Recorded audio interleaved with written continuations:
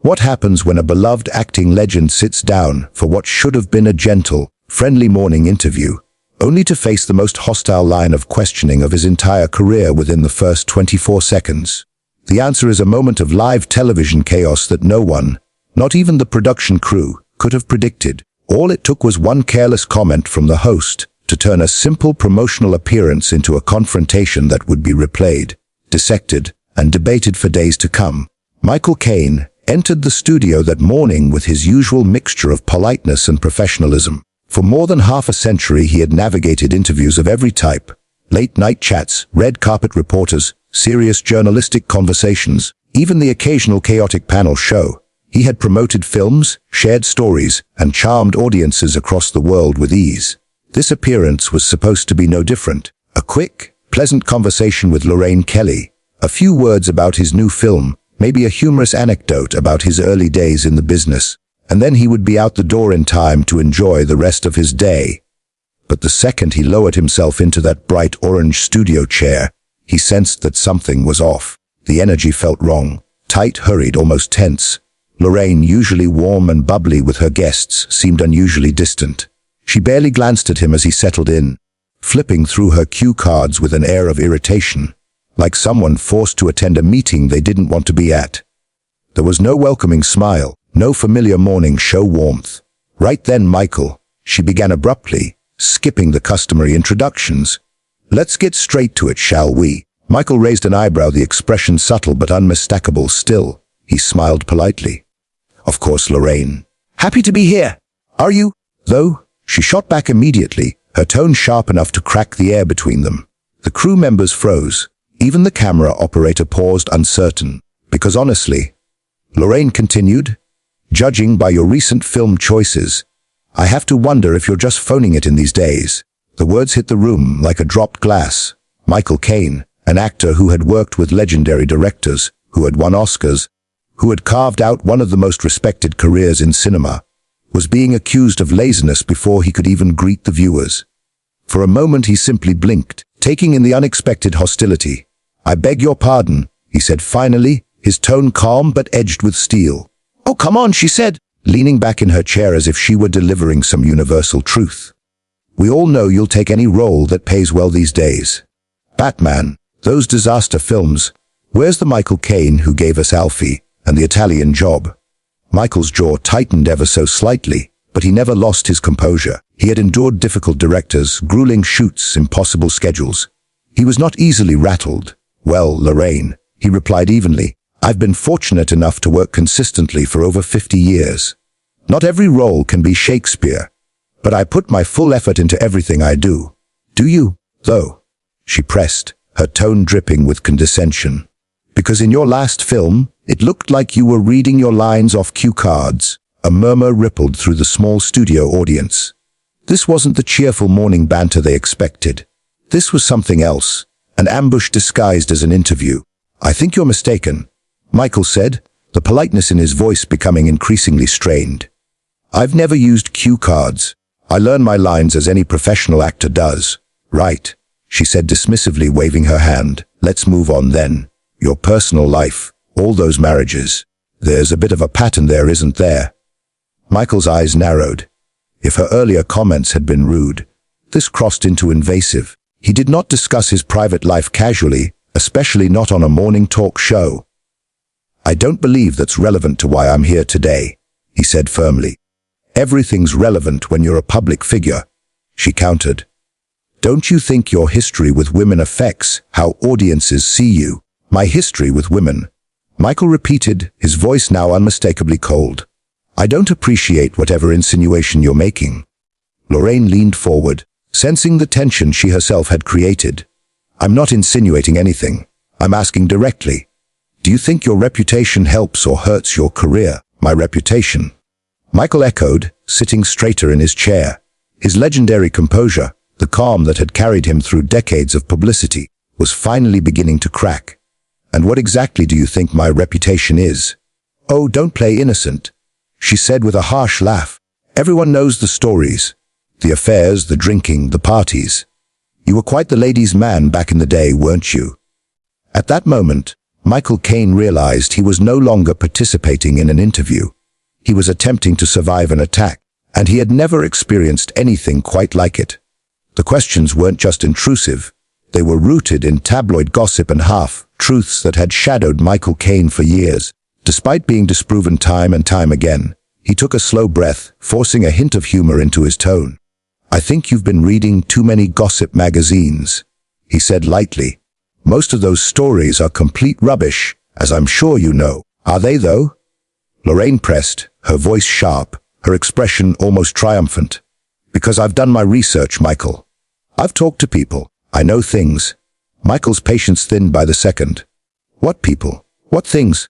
Lorraine reached beneath her stack of note cards and pulled out what looked suspiciously like a printed email. She held it between two fingers as if it were evidence in a courtroom. "For instance," she said, "I have it on good authority that you were quite difficult on your last 3 films. Directors complaining about your attitude. Co-stars claiming you were unprofessional." Michael stared at her, stunned. "That is absolutely untrue. I've never had complaints about my professionalism. In fact, most directors I work with invite me back. Do they, though?" Lorraine challenged with a raised eyebrow. "Because looking at your recent filmography, it seems like you're working with a lot of first-time directors and small production companies. Not exactly A-list material anymore, is it?" The insults were escalating now, piling one atop another like blows in a street fight. Michael could feel his pulse rising, but years of discipline kept him steady. He would not, under any circumstances, allow her to see him break. "I choose projects based on the script and the people involved," he said, the words tightly controlled. "Not every film needs a massive budget to be meaningful." "Right, of course," Lorraine replied with dripping sarcasm. "I'm sure it has nothing to do with the fact that big directors don't want to work with someone who's past his prime." That was the moment everything changed. 70 years of dignity, grace, and disciplined professionalism balanced on a knife's edge. Michael Caine stared at the host who had invited him onto her show, supposedly to discuss his new film, only to ambush him with accusations, insults, and character attacks. And something inside him, something he had kept in check for decades, finally snapped. "Past my prime," he repeated, his voice dangerously soft. "Past my prime." He leaned forward, and for the first time, the studio felt small around him. "Let me tell you something about being past my prime, love." The words vibrated through the air with the quiet intensity of a storm about to break. Michael's blue eyes, famous for conveying tenderness, wisdom, and a lifetime of experience on screen, now burned with controlled fury. This wasn't performance. This was a man pushed past his limit. "I've been in this business since before you were born," he said, each syllable deliberate. "I have worked with Laurence Olivier, John Huston, Christopher Nolan. I've been nominated for 6 Academy Awards and won 2. I've entertained millions of people around the world for over 50 years. And you have the audacity to sit there and tell me I'm past my prime." Lorraine shifted in her seat. For the first time since the interview began, she looked uneasy. She realized she had awakened something far larger than she anticipated. But instead of stepping back, she pushed forward. "Awards don't mean anything if your recent work is subpar," she said, though the conviction in her voice faltered. "The Academy has made plenty of mistakes over the years." "Mistakes?" Michael repeated. His eyebrows rose in disbelief. "Are you calling my entire career a mistake?" "I'm calling your recent choices questionable at best," she fired back. "When was the last time you were in a film that actually mattered? That people talked about? Something that wasn't, let's be honest, a paycheck role." Michael leaned back slightly, studying her as if she was something fragile pretending to be fierce. Then he spoke slowly, clearly. "You want to talk about films that matter? About work that isn't just a paycheck? Let me educate you, darling. Every role I take, I give my absolute best. Whether it's a 200 million blockbuster or a 5 million indie. That's what professionals do. Professionals also know when to retire gracefully." Lorraine snapped. "They don't cling to careers that are clearly over." The audience gasped in unison. Even the cameraman froze, stunned into silence. This was no longer an interview. It was an attempted public dismantling. Live on air. Michael Caine rose slowly from his chair. Even at his age, his presence filled the room. The movement wasn't aggressive, but it carried weight, the kind of weight only a man who had commanded screens for decades could possess. And the room fell utterly still. My career is over, Michael repeated, his voice dropping to something so soft it was almost a whisper. The studio leaned into that silence, every eye fixed on him. Then he straightened and his tone changed. Calm, deadly decisive. My career is over, he echoed slowly. Let me tell you what's over, love. This interview is over. Oh, sit down, Michael.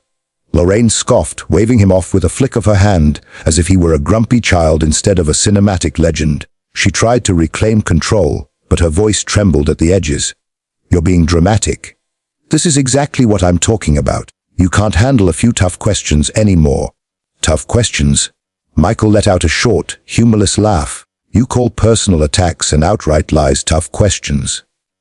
You call insulting a guest on your own show journalism. I call it holding people accountable. Lorraine shot back, her voice growing sharper as she sensed the audience turning. Celebrities think they can walk onto talk shows and get nothing but softballs. Well, not on my show. Accountable for what? Michael demanded, taking a step closer to her desk. For having a successful career. For still working at my age. For not retiring when you think I should. Accountable for taking roles you clearly don't care about. Lorraine snapped. For phoning in performances that insult your legacy. The words hung between them like a slap. Michael didn't respond right away. He simply stared at her. A long, heavy stare that made even the cameraman shift on his feet. At last he spoke, and though his anger was unmistakable, his voice remained cold, controlled, and thunderously clear. You know what, Lorraine? His tone had the weight of finality. I've met a lot of people in this business. Directors, producers, actors, writers, geniuses and disasters. Professionals and amateurs. But I have never, in all my years met someone quite like you. And what's that supposed to mean? She asked, but the bravado was slipping.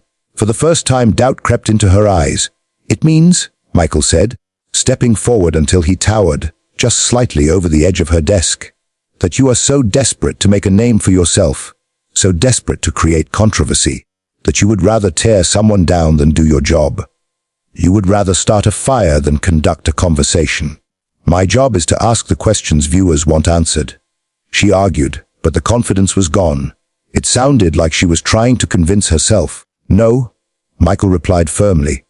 Your job is to inform and entertain your audience.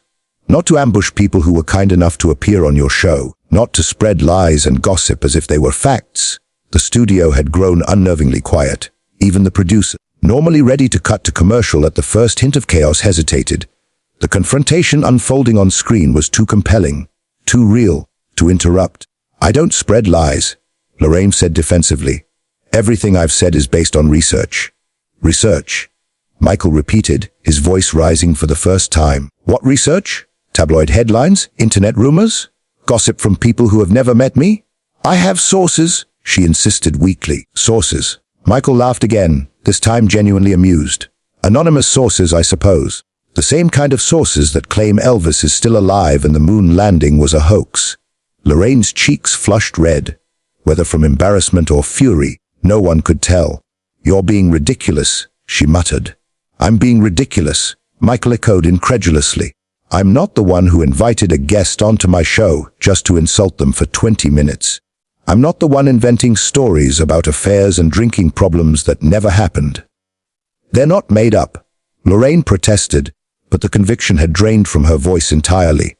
Then prove it, Michael challenged, spreading his arms. Go on, show me this evidence. Show me these sources. Put up or shut up, as they say. Lorraine scrambled through her pile of papers, flipping through pages with increasing desperation. But all she had were printed online articles, tabloid snippets and rumor-filled blog posts. Nothing credible, nothing solid, nothing she could hold up to the camera without destroying whatever remained of her reputation. I don't have to prove anything to you, she said finally, though her voice was barely above a whisper. No, Michael agreed quietly. You don't have to prove it to me, but you do have to prove it to your viewers, to the people who trusted you to conduct a professional interview, to the network that employs you, to everyone watching at home who expected better. The words landed with devastating precision. The studio felt the impact. Lorraine felt it most of all. The power balance, once tilted sharply in her favor, had shifted completely, leaving her exposed on live television, with nowhere left to hide. Each question Lorraine had thrown at him had been perfectly aimed, each accusation designed to wound. But Michael Caine hadn't merely defended himself. He had systematically dismantled her credibility in front of everyone watching. The audience, the crew, even the cameras seemed to hold their collective breath as he reclaimed control of the room. "You think you're so clever?" Lorraine snapped, her composure finally cracking, revealing frustration and disbelief. "Coming in here with your fancy accent and your movie star attitude, thinking you're better than everyone else." "I don't think I'm better than everyone else," Michael replied calmly, every word deliberate. "But I do think I'm better than this. And frankly, your viewers deserve better than this, too." He began unhooking his microphone with measured, deliberate movements. Every gesture, from the way he adjusted his jacket to the slow detachment of the mic, signaled that he was done. The charade was over. "Where do you think you're going?" Lorraine demanded, her voice now tinged with panic as she realized the interview was unraveling spectacularly. "I'm leaving," Michael said simply, standing and straightening his jacket. "I came here to promote my work and have a pleasant conversation. Instead, I found myself ambushed by someone more interested in creating drama than doing journalism." "You can't just leave in the middle of an interview," she protested, trying to reclaim authority, but the panic in her voice betrayed her. Michael paused at the edge of the set, turning for one final look. His expression was a mixture of disappointment, disgust, and perhaps pity. "Watch me," he said softly. With that, he began walking toward the exit, his microphone swinging lightly from his hand like a discarded weapon. The cameras followed his every step, capturing the dignity and poise that had made him a legend. Every movement was precise, every step a silent declaration. He would not be bullied or diminished. But Lorraine wasn't finished. In what would soon be recognized as the most catastrophic decision of her broadcasting career, she called after him. "Oh, that's right. Just walk away. That's what you always do, isn't it? When things get tough, when someone calls you out, you just disappear." Michael stopped in his tracks. The studio went silent. The tension was palpable. Would he continue walking or turn back to confront her one last time? Slowly, deliberately, he pivoted. "What did you just say?" His voice carried effortlessly across the set. "You heard me?" Lorraine replied, emboldened by what she mistook for hesitation. "This is exactly what people say about you. When the going gets tough, Michael Caine gets going, right out the door." "People say that about me?" Michael asked, taking measured steps back toward the set. "What people?" "The same imaginary sources you've been quoting all morning," Lorraine insisted, though her voice faltered under his piercing gaze. "Real people." Michael pressed, hands resting lightly on the back of his chair. "People in the industry. People who've worked with me. Name one. One director, one producer, one co-star. Give me a name." Lorraine's mouth opened and closed helplessly. She had painted herself into a corner, and now there was nowhere to hide. I can't reveal my sources," she stammered, "because they don't exist," Michael said flatly. "Just like everything else you've said today. You built this entire interview on gossip and fabrications." "That's not true," Lorraine protested weakly, but the words carried no conviction. "Then explain something to me," Michael continued, leaning on the chair with a calm yet unyielding authority. "If I'm so difficult to work with, if directors avoid me, if co-stars complain about me, how do you explain this?" He pulled out his phone with deliberate slowness, like a gunslinger drawing a weapon. "Christopher Nolan called me yesterday. Personal call, not through agents, not through managers. Directly to discuss our next project, our fourth collaboration. By the way," Lorraine's face went pale. "And Steven Spielberg," Michael continued undeterred, "sent me a handwritten birthday card last month. Personal note, about how much he enjoyed working with me and hopes we collaborate again soon." "Anyone can claim anything," Lorraine said, desperation creeping into her voice. "You're right," Michael agreed, raising an eyebrow. "Anyone can claim anything, which is exactly what you've been doing all morning. But unlike you, I can prove what I'm saying." He held up his phone, the small device a symbol of truth proof and decades of unquestionable credibility. The studio sat in stunned silence, the weight of his words settling over everyone like a tangible presence. Michael Caine had arrived to promote a film, but what he left behind was a masterclass in composure, dignity, and the quiet power of truth. "Would you like me to call Christopher right now?" Michael asked, his voice calm but loaded with an edge that made the studio hold its breath. "Put him on speaker." Let him tell your viewers what he really thinks about working with me." The words hung in the air like a gauntlet thrown. Everyone in the studio understood that if Michael Caine was willing to make that call on live television, he was speaking the truth. Lorraine's composure faltered. "That won't be necessary," she said quickly, almost reflexively. "No, I think it will be," Michael replied, already scrolling through his contacts with deliberate ease. "Because this isn't about me anymore. This is about integrity. This is about truth. This is about what happens when someone decides they can say whatever they like about another person just because they hold a microphone." "Michael, please," Lorraine said, and for the first time all morning, her voice trembled. It was genuine fear, the kind that comes when someone realizes they have pushed too far. "Please what?" Michael asked without looking up from his phone. "Please let you continue to spread lies about me. Please pretend this never happened. Please protect yourself from the consequences of your own actions," she whispered. Michael finally looked up, his piercing blue eyes locked onto hers, unwavering. "No, Lorraine, you are doing the opposite of your job. Your job is to inform and entertain your viewers. Your job is to treat your guests with respect. Your job is to conduct professional interviews people actually want to watch." He gestured around the studio, the stunned crew, the shifting audience members, the cameras still rolling. "Does this look professional to you? Does this look like television people want to watch? Does this look like good journalism?" Lorraine couldn't answer. She sat frozen, finally grasping the magnitude of her misstep. "You know what the real tragedy is here?" Michael continued, his voice now softer, but no less commanding. "I actually came here excited to be on your show. I've watched you over the years, and I thought you were good at what you do. I thought you were someone who cared about her craft, someone who respected her guests, someone who understood that television is supposed to bring people together, not tear them apart." "I do care," Lorraine said quickly, almost reflexively. "Do you?" Michael asked, his tone heavy with meaning. "Because caring means preparation, real preparation, not relying on gossip and rumors. Caring means asking questions that serve your audience, not your ego. Caring means treating your guests like human beings, not targets in some twisted game." He picked up his microphone pack again, holding it with the calm authority of a man who had faced decades of challenges and won. "You had a chance today to have a real conversation with someone who's been in this business for over 50 years. You could have asked about my experiences working with legends, the changes I've seen in filmmaking, the advice I'd give to young actors. You could have given your viewers something valuable, something meaningful." Lorraine's voice wavered. "We can still do that. We can start over. Forget everything that happened and begin again." Michael shook his head slowly. "No, we can't. This wasn't a mistake, Lorraine. This wasn't an accident. This was a choice. You chose to attack me instead of interview me. You chose to spread lies instead of seek truth. You chose conflict instead of connection." He began walking toward the exit, each step measured and final. "And the saddest part," he added without turning around, "is that you are actually quite good on television when you're being yourself. You have warmth, genuine curiosity, a way of making people feel comfortable.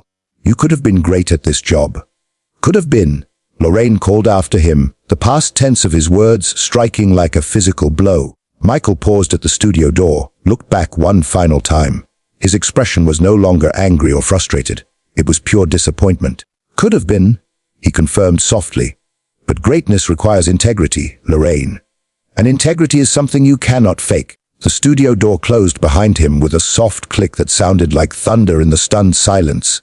Lorraine Kelly remained at her desk, surrounded by her crew, cameras, and audience, yet utterly isolated by her own choices.